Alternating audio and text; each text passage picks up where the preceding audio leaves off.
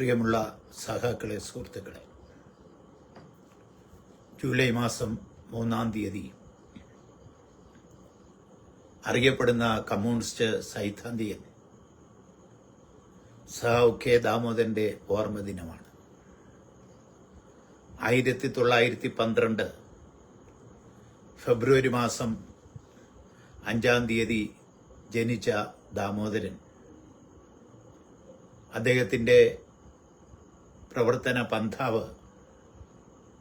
ഇല്ലാതാവുന്നത് 1976 July മാസം 3-ാം തീയതിയാണ്. ആ ചുരുങ്ങിയ കാലയളവിൽ എന്ന് പറഞ്ഞാൽ 64 വർഷത്തിനിടയിൽ, വയസ്സിനിടയിൽ സഹാവ് ദാമോദരൻ കൈവയ്ക്കാത്ത മേഖലയിൽ വളരെ വിരളമാണ്. എന്തായിരുന്നു കെ ദാമോദരൻ എന്ന് ചോദിച്ചാൽ വളരെ എളുപ്പത്തിൽ നമുക്ക് പറയാൻ കഴിയുന്നത്, കേരളത്തിൽ കമ്മ്യൂണിസ്റ്റ് പാർട്ടിയുടെ പ്രവർത്തനം ആരംഭിക്കുന്നത് 1937 4 അംഗങ്ങളെ ഉൾപ്പെടുത്തിക്കൊണ്ടാണ് കമ്മ്യൂണിസ്റ്റ് പാർട്ടിയുടെ ഒരു ഘടകം 1937 രൂപം കൊള്ളുന്നത്. അതിലെ ഒരംഗം പി കൃഷ്ണപിള്ളയും എം ശങ്കരൻ നമ്പൂതിരിപ്പാടും NC ശേഖരൻ കഴിഞ്ഞാൽ മറ്റൊരംഗം സഹാവ് കെ ദാമോദരൻ ആയിരുന്നു. അതിനാൽ നമുക്ക് പറയാൻ കഴിയും, കേരളത്തിലെ കമ്മ്യൂണിസ്റ്റ് പാർട്ടിയുടെ സ്ഥാപകാംഗങ്ങളിൽ ഒരാളായിരുന്നു സഹാവ് കെ ദാമോദരൻ. മറ്റൊന്ന്, കേരളത്തിലെ ഗ്രന്ഥശാല പ്രസ്ഥാനം ഇന്ന് വളർന്ന് പന്തലിച്ച് കിടക്കുകയല്ലേ. 10,000-ലേറെ വരുന്ന അംഗഗ്രന്ഥശാലകൾ അഫിലിയേഷൻ നേടി കേരളത്തിലെമ്പാടും പ്രവർത്തിക്കുകയാണ്. ആ ഗ്രന്ഥശാല പ്രസ്ഥാനത്തിന്റെ, പ്രത്യേകിച്ച് മലബാർ മേഖലയിലെ മലബാർ ഗ്രന്ഥശാല സംഘത്തിന്റെ സ്ഥാപക നേതാവെന്ന് പറഞ്ഞാൽ സഹാവ് കെ ദാമോദരൻ അല്ലാതെ മറ്റൊരാളില്ല. ഇന്ന് കേരളത്തിൽ പുരോഗമന കലാസാഹിത്യ സംഘം പ്രവർത്തിക്കുന്നുണ്ട്, യുവസാഹിതി പ്രവർത്തിക്കുന്നുണ്ട്. ഇത് രണ്ട് ഞാൻ പറഞ്ഞത് കമ്മ്യൂണിസ്റ്റ് പാർട്ടികളുടെ സാംസ്കാരിക സംഘടനകൾ ആയതിനാലാണ്. ഇതിന്റെ എല്ലാം ആദ്യ പതിപ്പ് എന്ന് പറയുന്നത് 1937 രൂപം കൊണ്ട ജീവൽ സാഹിത്യ പ്രസ്ഥാനമാണ്. ആ ജീവൽ സാഹിത്യ പ്രസ്ഥാനത്തിന്റെ പ്രഥമ യോഗം ചേരുമ്പോൾ എം ശങ്കരൻ നമ്പൂതിരിപ്പാടും കെ ദാമോദരനും അതുപോലെ DM പൊറ്റക്കാടും എന്നിങ്ങനെയുള്ള ആളുകളായിരുന്നു ഉണ്ടായിരുന്നത്. അതിലെയും പ്രധാനപ്പെട്ട ഒരംഗം സഹാവ് കെ ദാമോദരൻ ആയിരുന്നു. കമ്മ്യൂണിസ്റ്റ് സൈദ്ധാന്തികൻ, കേരളത്തിൽ കമ്മ്യൂണിസ്റ്റ് സൈദ്ധാന്തികൻ എന്ന് നമുക്ക് പറയാൻ കഴിയുന്നത് EMS ഉണ്ട്. അതോടൊപ്പം ചേർത്ത് വയ്ക്കാൻ കഴിയുന്ന മറ്റൊരു പേര് സഹാവ് കെ ദാമോദരനാണ്. അതിനുശേഷം നിരവധി ആളുകൾ, പി ഗോവിന്ദപിള്ളയെ ഒന്നും മറന്നുകൊണ്ടല്ല ഞാൻ ഈ പറയുന്നത്, NI ബലറാം, പി ഗോവിന്ദപിള്ള, എത്രയെത്ര ആളുകൾ കമ്മ്യൂണിസ്റ്റ് സൈദ്ധാന്തികരുടെ പട്ടികയിൽ ഇടം പിടിച്ച് രംഗത്ത് വന്നതാണ്. അതിലെല്ലാം ഉപരിയായി ഇടതുപക്ഷ പ്രസ്ഥാനത്തിന്റെയും സാമൂഹ്യ മാറ്റത്തിനും ഉതകുന്നത് കലയാണ് എന്ന് തിരിച്ചറിഞ്ഞുകൊണ്ട് 1947 പാട്ടബാക്കി എന്ന് പറയുന്ന നാടകമടക്കം രചിച്ചുകൊണ്ട് കേരളത്തിന്റെ സാംസ്കാരിക മേഖലയിൽ ഇടം നേടിയിട്ടുള്ള ഒരു കമ്മ്യൂണിസ്റ്റുകാരൻ സഹാവ് കെ ദാമോദരനാണ്. അങ്ങനെ കെ ദാമോദരനെ സംബന്ധിച്ച് നമ്മൾ പറയുമ്പോൾ അതേ ഒരു ബഹുമുഖ പ്രതിഭയാണ് എന്നുള്ള കാര്യത്തിൽ ഒരു സംശയമില്ല. അത്തരത്തിലുള്ള ഒരു പ്രതിഭയ്ക്ക് ഇനി കേരളീയ സമൂഹത്തിൽ ഇടം ലഭിച്ചിട്ടുള്ള ഇടം എന്ന് പറയുന്നത് വേണ്ടത്രയായിട്ടുണ്ടോ എന്ന് ഈ 50-ാമത്തെ ഓർമ്മ ദിനത്തിൽ നാം പുനർചിന്തനത്തിന് വിധേയമാക്കേണ്ടതാണ് എന്ന് ഞാൻ ആദ്യമേ പറഞ്ഞു വെക്കുകയാണ്. 1934 കൂടിയാണ് കോൺഗ്രസ് പാർട്ടിക്കകത്ത് ദേശീയ പ്രസ്ഥാനം എന്ന നിലയ്ക്ക് കോൺഗ്രസ് പ്രസ്ഥാനത്തിന്റെ അകത്ത് കോൺഗ്രസ് സോഷ്യലിസ്റ്റ് പ്രസ്ഥാനം വരുന്നത് 1885 രൂപം കൊണ്ട ഇന്ത്യൻ നാഷണൽ കോൺഗ്രസ്. ആദ്യത്തെ തലമുറ കഴിഞ്ഞാൽ ബാലഗംഗാധര തിലകനും ഗോപാലകൃഷ്ണ ഗോഖലെയും മോത്തിലാൽ നെഹ്റുവും ഇങ്ങനെയുള്ള ആളുകൾ കഴിഞ്ഞാൽ 1920 കൂടിയാണ് അതിന്റെ സജീവ നേതാവായി മഹാത്മാഗാന്ധിജി വരുന്നത്, മോഹൻദാസ് കരംചന്ദ് ഗാന്ധി. ഗാന്ധിജിക്ക് അദ്ദേഹത്തിൻ്റെതായ ഇസമുണ്ട്. ഗാന്ധിയൻ ഫിലോസഫി നമ്മൾ പഠിക്കുന്നതല്ലേ. എന്താണ് ഗാന്ധിയൻ ഫിലോസഫി എന്ന് ചോദിച്ചാൽ EMS അദ്ദേഹത്തിന്റെ ഗാന്ധിയും ഗാന്ധിസും എന്ന് പറയുന്ന പുസ്തകത്തിൽ കാച്ചി കുറുക്കി എഴുതി വച്ചിട്ടുണ്ട്.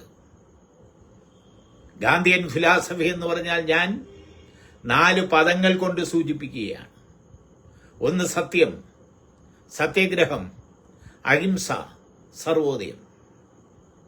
ഈ 4 പദങ്ങൾ ഉപയോഗിച്ചുകൊണ്ടുള്ള കളിയാണ് മഹാത്മാഗാന്ധിജി അദ്ദേഹത്തിന്റെ ഇസത്തിലൂടെ ഇന്ത്യൻ രാഷ്ട്രീയത്തിൽ നിർവഹിച്ചത്. ഈ മൂല്യങ്ങൾ ഉയർത്തിപ്പിടിച്ചുകൊണ്ടാണ് മഹാത്മാഗാന്ധിജി 100 വോളിയം പുസ്തകങ്ങൾ രചിച്ചത്. ഗാന്ധിജി കഴിഞ്ഞാൽ അതുപോലെ എഴുതി കൂട്ടിയ മറ്റൊരു നേതാവ് EM ശങ്കരൻ നമ്പൂതിരിപ്പാട്, EMS അല്ലാതെ മറ്റൊരാളില്ല. അപ്പൊ ഗാന്ധിജി വന്ന് അദ്ദേഹത്തിന്റെ ഇസ ഉയർത്തിപ്പിടിക്കുന്നതോടുകൂടി കോൺഗ്രസ് പാർട്ടിക്കകത്ത് ഭിന്നാഭിപ്രായം രൂപപ്പെടുകയാണ്. അതിനൊട്ടാകെ നേതൃത്വം കൊടുത്തത് ഒരു ധാര എന്ന നിലയ്ക്ക് കോൺഗ്രസ് പാർട്ടിക്കകത്ത് ഒരു പുത്തൻ ധാരയ്ക്ക് നേതൃത്വം കൊടുക്കാൻ വേണ്ടി രംഗത്ത് വന്നത് 1934 ജയപ്രകാശ് നാരായണനാണ്. ജയിൽ വിമോചിതനായി അദ്ദേഹം വരുന്നു. അദ്ദേഹം ഇന്ത്യയുടെ വിവിധ പ്രദേശങ്ങളിൽ കോൺഗ്രസ് സോഷ്യലിസ്റ്റ് പാർട്ടി സംഘടിപ്പിക്കാൻ വേണ്ടിയുള്ള സമാന ചിന്താഗതിക്കാരെ കണ്ടെത്തുകയായിരുന്നു. അങ്ങനെ കണ്ടെത്തിയ ഒരാളെന്ന് പറഞ്ഞാൽ പി സുന്ദരയ്യയാണ്. പിൽക്കാലത്ത് CPIMന്റെ ജനറൽ സെക്രട്ടറിയായി മാറിയ പി സുന്ദരയ്യ. കേരളത്തിൽ മലബാർ മേഖലയിൽ കോൺഗ്രസ് സോഷ്യലിസ്റ്റ് പാർട്ടി സംഘടിപ്പിക്കുവാനുള്ള ഉത്തരവാദിത്വം സുന്ദരയ്യയ്ക്കായിരുന്നു. സുന്ദരയ്യാണ് മലബാറിൽ വരുന്നത്, കൃഷ്ണപിള്ളയെ കാണുന്നത്, EMSനെ കാണുന്നത്, അക്കൂട്ടത്തിൽ K ദാമോദരനെയും അതുപോലെ NC ശേഖരെയും കാണുന്നത്.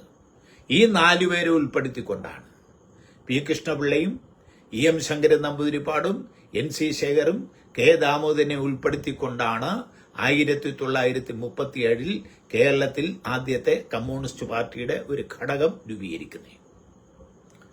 അതിനെ മുന്നിൽ നിർത്തിക്കൊണ്ടാണ് വിപുലമായൊരു സമ്മേളനം 1939 പാറപ്പുറത്ത് പിണറായിയിൽ ചേരുന്നതും കമ്മ്യൂണിസ്റ്റ് പാർട്ടി രൂപം കൊള്ളുകയും P കൃഷ്ണപിള്ളയെ തുടർന്നൊരു 4-5 ദിവസം കഴിഞ്ഞാൽ അതിന്റെ സെക്രട്ടറിയായി തെരഞ്ഞെടുക്കുകയും ചെയ്യുന്നത്. ഇതിൽ K ദാമോദരനുണ്ട്. ആ 4 പേരിൽ ഒരാൾ K ദാമോദരനാണ്. അപ്പൊ അദ്ദേഹത്തിന്റെ രാഷ്ട്രീയ പാരമ്പര്യം, അദ്ദേഹം കമ്മ്യൂണിസ്റ്റ് പാർട്ടി രൂപീകരിക്കുന്നതിൽ വഹിച്ച പങ്ക്, അതൊക്കെ നമുക്ക് വളരെ വിശദമായി അറിയാവുന്നതാണ്. അതാണ് ഒന്നാമത്തെ ഫാക്ടർ.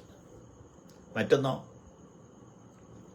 കോൺഗ്രസ് പാർട്ടിക്കകത്ത് കോൺഗ്രസ് സോഷ്യലിസ്റ്റ് പാർട്ടി രൂപം കൊള്ളുകയല്ലേ. കേരളത്തിൽ കോൺഗ്രസ് സോഷ്യലിസ്റ്റ് പാർട്ടി വളരെ കടുത്ത സമ്മർദ്ദമാണ് ഇന്ത്യൻ നാഷണൽ കോൺഗ്രസിന്റെ അകത്ത് പ്രയോഗിക്കുന്നത്. KPCCയിലേക്ക് കടുത്ത മത്സരം നടക്കുകയാണ്. 1937 KPCCയുടെ ജനറൽ സെക്രട്ടറിയായി EM ശങ്കരൻ നമ്പൂതിരിപ്പാടും അതുപോലെ പ്രസിഡന്റായി അബ്ദുൾ റഹ്മാൻ സാഹിബും വരികയാണ്.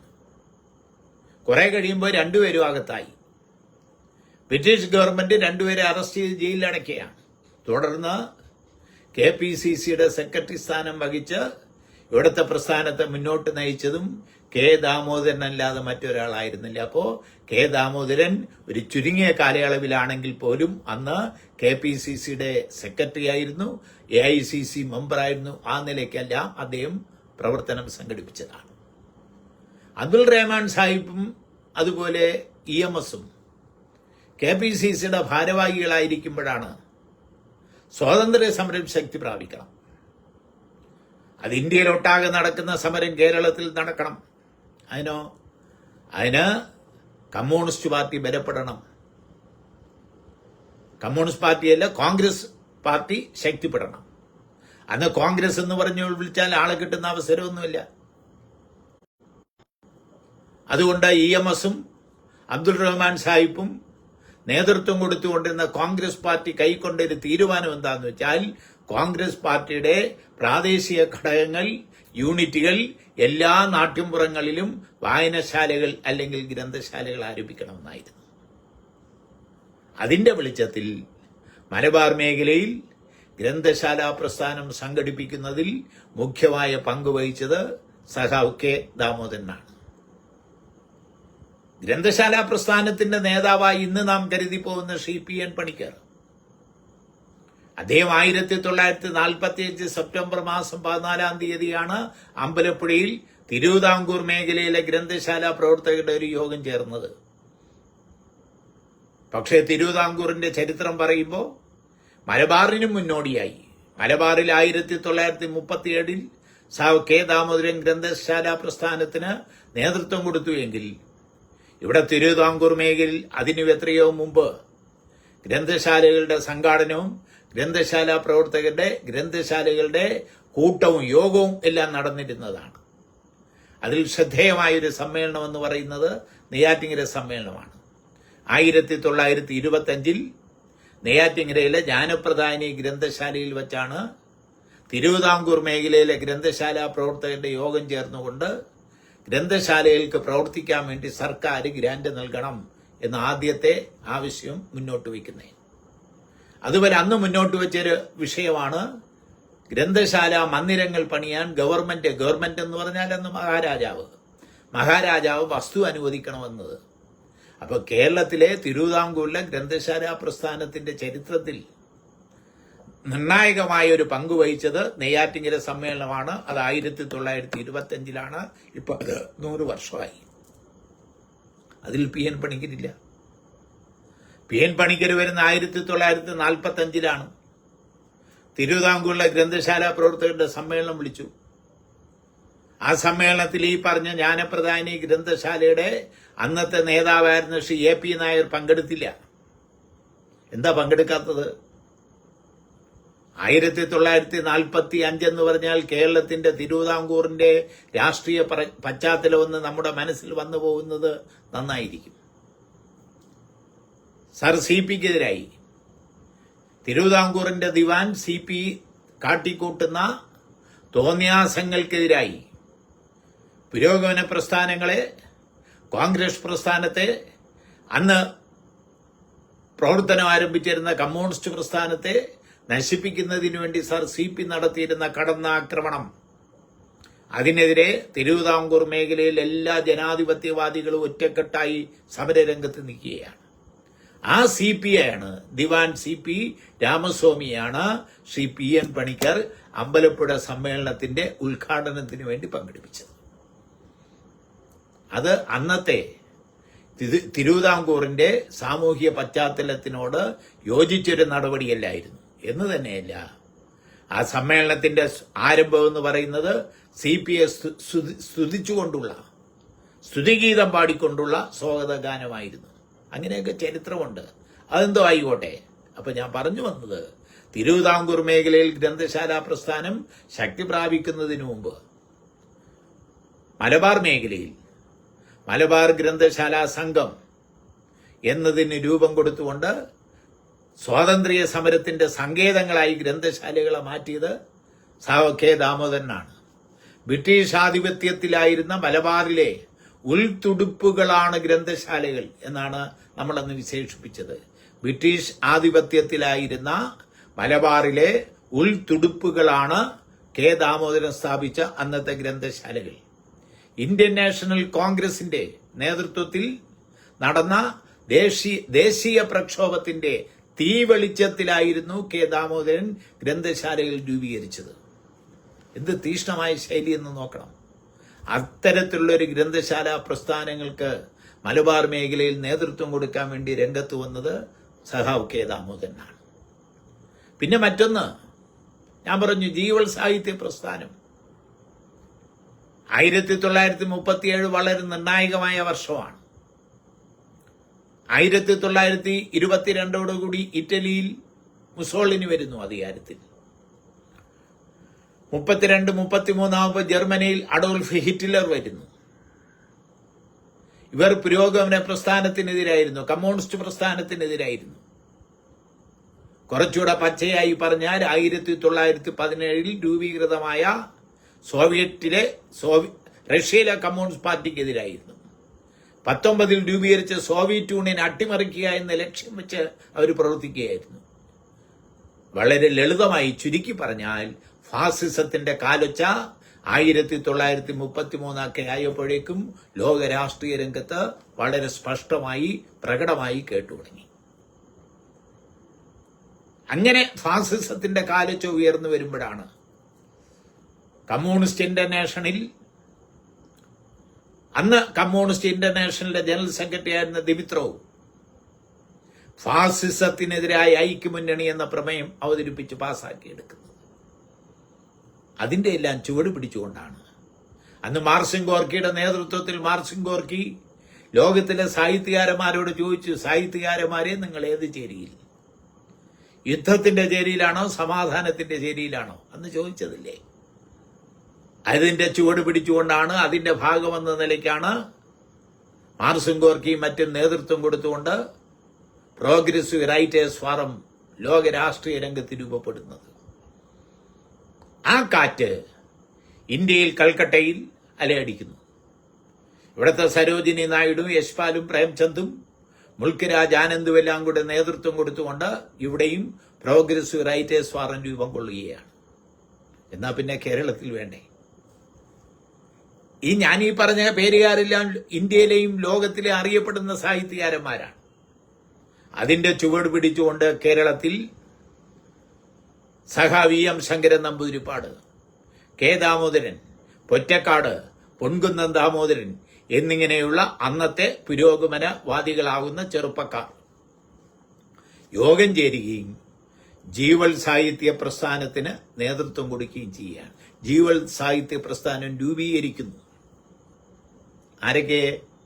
പ്രധാനമായി EMS കെ ദാമോദരനും. അന്നത്തെ വലതുപക്ഷ സാഹിത്യ തമ്പ്രാന്മാർ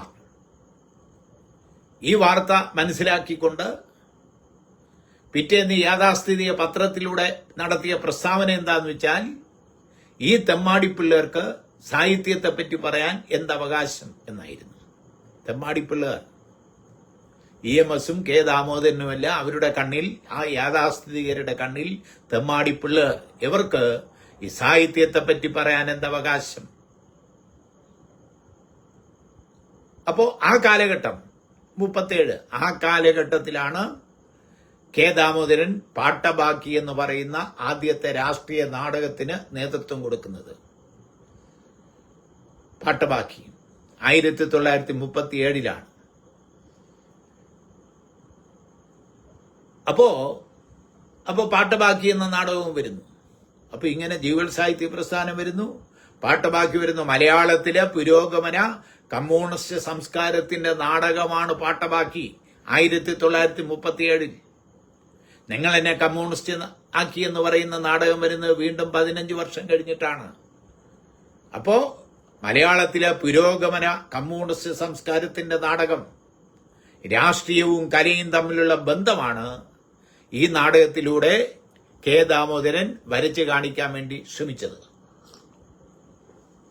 അപ്പൊ ചുരുക്കി പറഞ്ഞാൽ ജീവൽ സാഹിത്യ പ്രസ്ഥാനത്തിൽ അന്ന് അവരുന്നയിച്ച വിഷയമെന്ന് പറയുന്നത് ഈ കലയും സാഹിത്യവും സമൂഹത്തിന്റെ പുരോഗതിക്ക് വേണ്ടിയാകണം, സാമൂഹ്യ മാറ്റത്തിനു വേണ്ടിയാകണം കലയും സാഹിത്യവും എന്നാണ് ദാമോദരൻ പാട്ടബാക്കിയിലൂടെ വിളംബരം ചെയ്യാൻ വേണ്ടി ശ്രമിച്ചത്. അന്ന് അതിനെതിരായി പിൽക്കാലത്ത് പുരോഗമന കലാസാഹിത്യ സംഘത്തിലും അതിനു മുമ്പ് ദേശാഭിമാനി സ്റ്റഡി സർക്കിളിലുമെല്ലാം സജീവമായി പ്രവർത്തന രംഗത്ത് വന്ന ആദ്യകാലത്തെ മലയാളത്തിലെ പ്രമുഖരായ നിരൂപകന്മാർ, മുണ്ടശ്ശേരി മാസ്റ്റർ, ജോസഫ് മുണ്ടശ്ശേരി, അതിലെ MB പോൾ, അവരെല്ലാം ഈ ജീവൽ സാഹിത്യ പ്രസ്ഥാനത്തിനെ ശക്തമായി എതിർത്തവരാണ്. അന്ന് അവര് ചോദിച്ചു, മുദ്രാവാക്യം ഇൻകിലാബ് സിന്ദാബാദ് വിളിച്ചാൽ കഥയാവോ, കവിതയാവോ, നാടകമാവോ? രക്തം ചുവന്ന രക്തമെന്ന് എഴുതിയാൽ കവിതയാവോ? ഇതൊക്കെയാണ് വാദഗതി. അതിനൊരു രൂപം വേണ്ടേ? ഇതവരുടെ ചോദ്യമായിരുന്നു. ആദ്യകാലങ്ങളിൽ EMSഉം കെ ദാമോദരനും അത് അംഗീകരിക്കാൻ തയ്യാറായില്ല. പക്ഷെ കേരളീയ സാഹിത്യ സാംസ്കാരിക മേഖലയിൽ നടന്ന ചടിലമായ ചർച്ചയുടെ അടിസ്ഥാനത്തിൽ അവസാനം തിരുത്തി. എന്താ വേണ്ടത്? രൂപഭദ്രതാവാദം. ആ രൂപഭദ്രതാവാദം അംഗീകരിച്ചുകൊണ്ട് കലയായാലും സാഹിത്യമായാലും രൂപവും വേണം, ഭാവവും വേണം എന്ന് പറയുന്ന സംഗതിയിലേക്ക് ഇവരെത്തിച്ചേർന്നു. അപ്പൊ കേരളത്തിന്റെ സാഹിത്യ മണ്ഡലത്തിൽ ആദ്യമായി ചടുലമായ ഒരു ചർച്ച സാഹിത്യത്തിന്റെയും കലയുടെയും രൂപത്തെ സംബന്ധിച്ചും ഭാവത്തെ സംബന്ധിച്ചും ഉടലെടുക്കുമ്പോൾ അതിൽ ഒരു വശത്ത് നിന്നുകൊണ്ട് ശരിയായ ദിശയിലേക്ക് നയിക്കാൻ വേണ്ടി പടവെട്ടിയത് സഹാവ് കെ ദാമോദരനായിരുന്നു. അദ്ദേഹത്തിന്റെ അന്ന് അദ്ദേഹം എഴുതിയതാണ് എന്താണ് സാഹിത്യം. ഇതാ ഒരു ചെറിയൊരു പുസ്തകമാണ്. ഞാൻ ഇന്നിപ്പോ പ്രത്യേകിച്ച് ദാമോദരനെ പറ്റി സംസാരിക്കണമെന്ന് വിചാരിച്ചപ്പോ ഈ പുസ്തകക്കാട്ടിൽ നിന്ന് നോക്കിയപ്പോൾ കിട്ടിയത് ഈ പുസ്തകമാണ്. എന്താണ് സാഹിത്യം, കെ ദാമോദരന്റെ പുസ്തകം. അങ്ങനെ ജീവൽ സാഹിത്യ പ്രസ്ഥാനത്തിന്, ഇന്നത്തെ പുരോഗമന സാഹിത്യ പ്രസ്ഥാനത്തിന് ആദ്യമായി നേതൃത്വം കൊടുക്കുന്നതിൽ മുഖ്യമായ പങ്കുവഹിച്ചത് സഹാവ് കെ ദാമോദരൻ തന്നെയാണ്. പിന്നെ എന്തെല്ലാം മേഖലയിൽ അദ്ദേഹം പാർലമെന്റ് മെമ്പറായിരുന്നു, 6 വർഷം രാജ്യസഭാ മെമ്പറായിരുന്നു. അതിനെ സംബന്ധിച്ചൊന്നും ഞാൻ പറയുന്നില്ല. ഒന്നായിരുന്ന കമ്മ്യൂണിസ്റ്റ് പാർട്ടി രണ്ടാവുമ്പോൾ കെ ദാമോദരൻ എന്ത് ചെയ്തു? അദ്ദേഹം CPIയുടെ ഭാഗം, ഇന്ത്യൻ കമ്മ്യൂണിസ്റ്റ് പാർട്ടിയുടെ ഭാഗമായി നിലകൊള്ളുകയാണ് ചെയ്തത്. അദ്ദേഹത്തിന്റെ എഴുത്തുകൾ എന്ന് പറഞ്ഞാൽ അദ്ദേഹം കൈവയ്ക്കാത്ത ഒരു മേഖലയുമില്ല. എന്നും അന്നത്തെ കാലമായാലും ഇന്നത്തെ കാലമായാലും ദർശനത്തെ സംബന്ധിച്ച് നമ്മൾ ചർച്ച ചെയ്യുമ്പോൾ ഏതാണ് പ്രാഥമികം, അതിലെ വിഷയം. ദർശനത്തെ സംബന്ധിച്ച് ഞങ്ങൾ പഠിപ്പിക്കുമ്പോൾ ഉത്തരം തേടാൻ വേണ്ടി ശ്രമിക്കുന്ന അതാണ്. ഏതാണ് പ്രാഥമികം? പദാർത്ഥമാണോ ചിന്തയാണോ പ്രാഥമികം? അല്ലെ പച്ച മലയാളത്തിൽ പറഞ്ഞാൽ ഈ ഭൂമിയാണോ ദൈവമാണോ ആദ്യം ഉണ്ടായത്? അതിന്റെ വിശദാംശങ്ങളിലേക്കൊന്നും ഞാൻ പോകുന്നില്ല. വിശ്വാസികളും വിശ്വാസത്തിൽ അധിഷ്ഠിതമായി അവരെ ചൂഷണം ചെയ്തുകൊണ്ട് രാഷ്ട്രീയ പ്രവർത്തനം നടത്തണമെന്ന് ആഗ്രഹിക്കുന്ന ഇന്നത്തെ രാഷ്ട്രീയ പ്രസ്ഥാനങ്ങളെല്ലാം ഊന്നി പറയാൻ വേണ്ടി ശ്രമിക്കുന്നത് ദൈവമാണ് മുഖ്യം. അതിനെ തർക്കിക്കൊന്നും വേണ്ട ഇപ്പോ. എന്നാൽ ഭൗതികവാദികൾ, ശാസ്ത്രം പഠിച്ചിട്ടുള്ള ആളുകൾ അവരുന്നയിക്കുന്നത് പ്രാമുഖ്യം നൽകേണ്ടുന്നത് പദാർത്ഥത്തിനാണ് എന്നാണ്. ഇതിനുത്തരം കാണാൻ വേണ്ടിയുള്ള പരിശ്രമമാണ് കെ ദാമോദരൻ പ്രധാനമായും നടത്തിയിരുന്നത്. അതിനുവേണ്ടി അദ്ദേഹം തയ്യാറാക്കിയ 2 പുസ്തകങ്ങളാണ്. ഒന്ന് ഭാരതീയ ചിന്ത. ഭാരതീയ ചിന്ത എന്ന് പറഞ്ഞാൽ നാസ്തികമാണോ ആസ്തികമാണോ, ദൈവവിശ്വാസത്തിൽ അധിഷ്ഠിതമാണോ അല്ലാത്തതാണോ? അതൊരു ഇതിഹാസമാണ്, ക്ലാസിക്കാണ്. കെ ദാമോദരന്റെ ക്ലാസിക്കായ പുസ്തകം ഏതാന്ന് ചോദിച്ചാൽ 2 or 3 പേര് പറയാൻ കഴിയും. ഒന്ന് ഭാരതീയ ചിന്ത, അത് പറയാൻ കഴിയും. മറ്റൊന്ന് ഇന്ത്യയുടെ ആത്മാവ്. ഇന്ത്യയുടെ ആത്മാവ് എന്ത് എന്നതിനെ സംബന്ധിച്ച് അത് പറഞ്ഞതാണ്. അത് ദാമോദരന്റെ ഏറ്റവും പ്രധാനപ്പെട്ട ക്ലാസിക്കലാണ്. അതുപോലെ മനുഷ്യന്റെ വികാസത്തിന്റെ ചരിത്രം, നാളിതുവരെ നിലനിന്നിട്ടുള്ള മനുഷ്യന്റെ അല്ലെങ്കിൽ സമൂഹത്തിന്റെ വികാസത്തിന്റെ ചരിത്രം എന്ന് പറയുന്നത് വർഗസമരത്തിന്റെ ചരിത്രമാണ്. മാർക്സ് കമ്മ്യൂണിസ്റ്റ് മാനിഫെസ്റ്റോയിൽ എഴുതി വെച്ചതല്ലേ? അത് വിശദീകരിക്കാനും വിപുലപ്പെടുത്താനും വേണ്ടിയുള്ള പരിശ്രമമാണ് ദാമോദരൻ മനുഷ്യൻ എന്ന് പറയുന്ന അദ്ദേഹത്തിന്റെ ഏറ്റവും പ്രസിദ്ധമായ ഗ്രന്ഥത്തിലൂടെ നിർവഹിച്ചത്.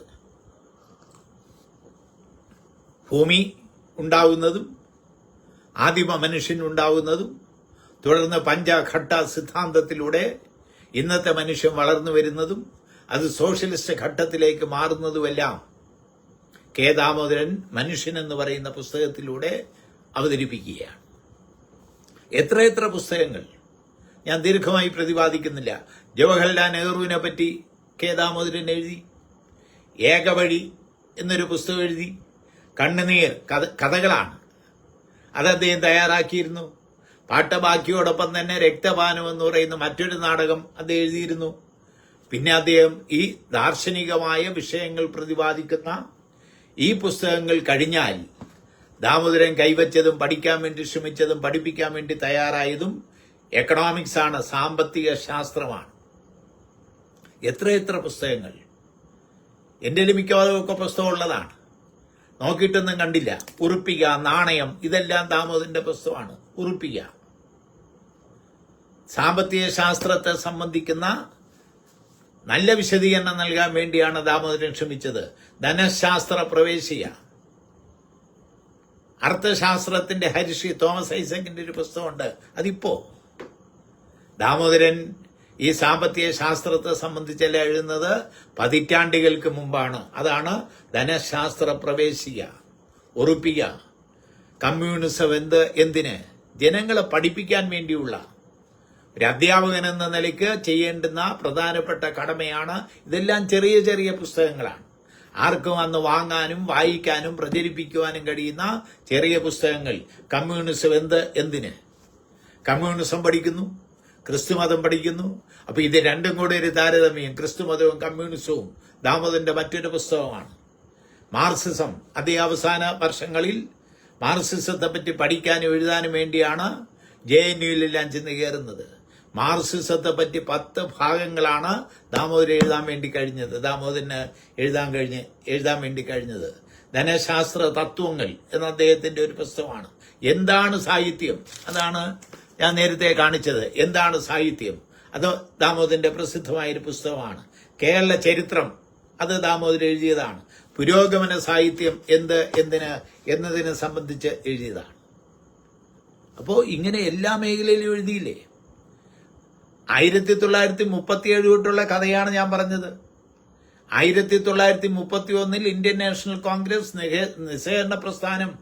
നിസ്സഹകരണ സമരം ആരംഭിക്കുമ്പോൾ ദാമോദരൻ അതിൽ പോരാളിയായിരുന്നു. സമരത്തിൽ പങ്കെടുക്കുന്നു. ബ്രിട്ടീഷ് ഗവൺമെന്റ് അറസ്റ്റ് ചെയ്യുന്നു. 23 മാസം അന്ന് ദാമോദരൻ ജയിലിലായിരുന്നു. സംസ്കൃതം പഠിക്കാൻ വേണ്ടിയാണ് കാശിയിൽ പോയത്. കാശിയിൽ സംസ്കൃതം പഠിക്കാൻ വേണ്ടി പോയ ദാമോദരൻ തിരിച്ചു വന്നത് കമ്മ്യൂണിസ്റ്റ് ആയിട്ടാണ്. അങ്ങനെ നിരവധി മേഖലകളിൽ എന്തെന്നില്ലാതെ വ്യക്തിമുദ്ര പതിപ്പിച്ച് മുന്നോട്ട് നയിച്ച, കേരളത്തെ മുന്നോട്ട് നയിക്കാൻ വേണ്ടി ശ്രമിച്ച ഒരു കമ്മ്യൂണിസ്റ്റ് ആയിരുന്നു അദ്ദേഹം. അദ്ദേഹത്തെ വിളിച്ചിരുന്നത് കേരളത്തിന്റെ മാർക്സ് എന്നാണ്. കേരളത്തിന്റെ മാർക്സിനെ പോലെ എല്ലാ മേഖലയിലേക്കും കടന്നു കയറി ഒട്ടനവധി സംഭാവന ചെയ്ത ഒരാളാണ് കെ ദാമോദരൻ എന്ന് പറയുന്ന വ്യക്തി. 6 വർഷം അദ്ദേഹം രാജ്യസഭാ മെമ്പറായിരുന്നു. ലോക്സഭയിലേക്ക് മത്സരിച്ചുവെങ്കിലും അന്ന് ജയിക്കാൻ സാധിച്ചില്ല, പരാജയപ്പെട്ടു പോയി. അപ്പൊ കമ്മ്യൂണിസ്റ്റ് പാർട്ടി, ഒന്നായിരുന്ന കമ്മ്യൂണിസ്റ്റ് പാർട്ടിയുടെ നേതാവെന്ന നിലയ്ക്കും പിൽക്കാലത്ത് ഇന്ത്യൻ കമ്മ്യൂണിസ്റ്റ് പാർട്ടിയുടെ നേതാവെന്ന നിലയ്ക്കും അദ്ദേഹം പ്രവർത്തിക്കുന്നതോടൊപ്പം തന്നെ EMSനെ പോലെ, NE ബേലാറാമിനെ പോലെ, P ഗോവിന്ദപിള്ളയെ പോലെ ആശയരംഗത്ത് പഠിക്കാനും പഠിപ്പിക്കാനും വേണ്ടിയുള്ള കഠിനമായ പ്രയത്നം നടത്തിക്കൊണ്ടുവന്നതാണ്. യഥാർത്ഥത്തിൽ കെ ദാമോദരന്റെ ഇന്ത്യയുടെ ആത്മാവായാലും അതുപോലെ ഭാരതീയ ചിന്തയും മനുഷ്യനും ഈ പുസ്തകങ്ങളെ സംബന്ധിച്ചെല്ലാം വരുന്ന ദിവസങ്ങളിൽ ആളുകളോട് പറയേണ്ടുന്നതും പഠിപ്പിക്കേണ്ടുന്നതുമായ ഇതിഹാസ ഗ്രന്ഥങ്ങളാണ്. അതെങ്കിലുമൊക്കെ എടുത്ത് വായിക്കാനും പഠിക്കാനും മറ്റുള്ളവരോട് സംസാരിക്കുവാനും ഈ ജൂലൈ മാസം 7 കെ ദാമോദരന്റെ ഓർമ്മ ദിനത്തിൽ ഇങ്ങനെ ഒരു പ്രഭാഷണം നടത്തുന്നതിലൂടെ കുറച്ചുപേരെങ്കിലും തയ്യാറായാൽ നമ്മളെല്ലാം ധന്യരായി എന്ന് മാത്രം സൂചിപ്പിച്ചുകൊണ്ട് ഈ ചെറു പ്രഭാഷണം ഞാൻ അവസാനിപ്പിക്കുകയാണ്. സഹാക്കളെ, അഭിവാദനങ്ങൾ.